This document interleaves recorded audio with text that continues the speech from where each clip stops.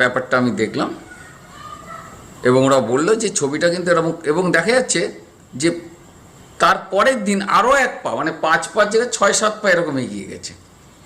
তখন আমি বুঝে গেলাম যে ছবিটা হয়তো কারোর বাড়িতে ছিল, বা কোনো যে বিশেষ হয়তো সেকেন্ড হ্যান্ড ছবি, বা কোনো একটা বিশেষ তিথি নক্ষত্র, মানে অনেক ব্যাপার থাকে। তো এখন সেকেন্ড হ্যান্ড কিনা তাও তো জানি না, ওরা কিনে নিয়ে এসছে মেলার থেকে। এখন সেটা অনেক সময় অকশনে অনেক কিছু অনেক দোকানে বিক্রি হয়।